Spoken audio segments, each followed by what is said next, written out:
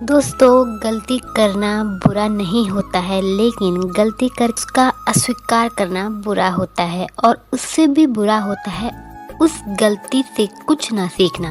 आज की कहानी गलती से ज़्यादा इस बात पर फोकस करेगी कि किसी को माफ़ कैसे किया जाता है। एक बहुत प्रख्यात और समझदार टीचर अपने क्लास में 50 विद्यार्थियों की परीक्षा लेने में व्यस्त। सभी विद्यार्थी अपना अपना टेस्ट पेपर लिखने में मग्न थे। तभी अचानक एक विद्यार्थी हड़बड़ा कर आता है। उसकी ऐसी हालत देखकर टीचर ने उसे पूछा कि क्या हुआ, तुम्हें कोई परेशानी है? उस विद्यार्थी ने कहा कि मेरी कीमती घड़ी किसी ने चुरा ली, जो कि मेरे पापा ने कल ही मुझे बर्थडे पर दी थी। टीचर ने कहा कि अभी नहीं यहाँ से कोई गया है और ना ही कोई आया है, तो फिर कैसे कोई तुम्हारी घड़ी चुरा कर ले जा सकता है? उस विद्यार्थी ने कहा, सर अभी जो 5 मिनट का ब्रेक आया था तब मैंने अपनी घड़ी इसी टेबल पर रखी थी और अब जब मैं उसे देख रहा हूँ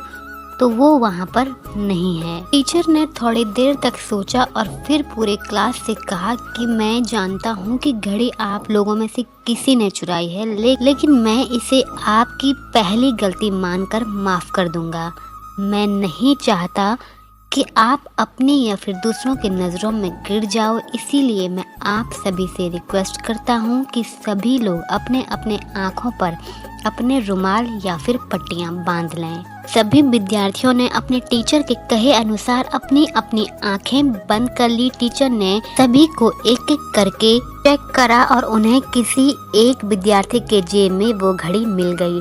टीचर ने उस घड़ी को उसके सही मालिक तक पहुंचा दिया। दोस्तों, जहां पर आज लोग एक दूसरे को नीचा दिखाने के लिए उनकी छोटी से छोटी गलतियां भी सबके सामने लाकर एक दूसरे को शर्मिंदा कर देते हैं, यहीं पर ये टीचर भी थे जिन्होंने अपने विद्यार्थी की इतनी बड़ी गलती को भी नजरअंदाज करके उसे सुधरने का एक मौका दिया। इस घटना को 10 साल बीत गए। इस क्लास के सभी विद्यार्थियों का रियूनियन हुआ, जहां पर उनके इस टीचर को भी बुलाया गया था। इन विद्यार्थियों में जो सबसे ज्यादा सक्सेसफुल हुआ था, जिसका समाज में और देश दुनिया में एक बड़े उद्योगपति के तौर पर नाम प्रसिद्ध था, वह कोई और नहीं बल्कि वही विद्यार्थी था जिसने उस दिन घड़ी चुराई थी। उसने जब अपने उसी टीचर को इतने सालों बाद देखा तो वो बहुत खुश हुआ और जाकर उसके पैर छू लिए। वो बोला, सर मैं आज जो कुछ भी हूँ वो सिर्फ आपकी वजह से ही हूँ और अगर आज मैं जिंदा भी हूँ तो मैं आपकी वजह से ही हूँ। टीचर के कुछ समझ में नहीं आया। तब वह विद्यार्थी जो कि एक बड़ा वीआईपी बन चुका था, उसने बोला, सर उस दिन अगर आपने मेरा नाम पूरे क्लास में बता दिया होता कि घड़ी मैंने चुराई है तो शायद मैं आत्महत्या कर देता, क्योंकि जब आपने अनाउंस किया था कि आप सबकी तलाशी लेने वाले हैं, मैंने ये निश्चय कर लिया था कि बदनामी की जिंदगी मैं नहीं जीऊंगा। हाँ, उस दिन मुझसे बड़ी गलती हो गई थी, लेकिन आपने मुझ पर उस गलती को सुधारने का मौका देकर मेरी जिंदगी बचा ली। उस दिन के बाद मैंने इतनी मेहनत की और आज मैं यहाँ तक पहुँच गया। उसकी पूरी बात सुनने के बाद टीचर ने उसे कहा, ओह अच्छा तो वो तुम थे? विद्यार्थी ने उनसे कहा, सर आप इतनी बड़ी बात कैसे भूल सकते हैं?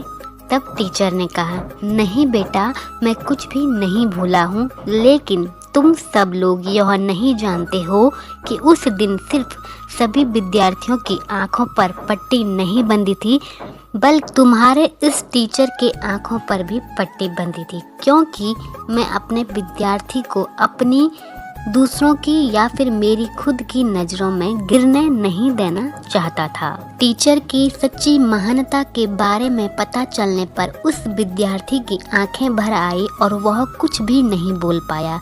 उसने टीचर को गले लगा लिया। दोस्तों, सच में माफ करना या उससे भी आगे बढ़कर माफ करके एक दूसरा मौका देना, ये हर किसी के बस की बात नहीं होती है, लेकिन जिंदगी में कभी किसी को माफ करना चाहो तो ऐसे करना जैसे इस टीचर ने अपने विद्यार्थी को किया था। दोस्तों, कैसी लगी आज की मेरी ये कहानी आप लोगों को? अगर आपको ऐसे ही मोटिवेशनल कहानी अच्छी लगी हैं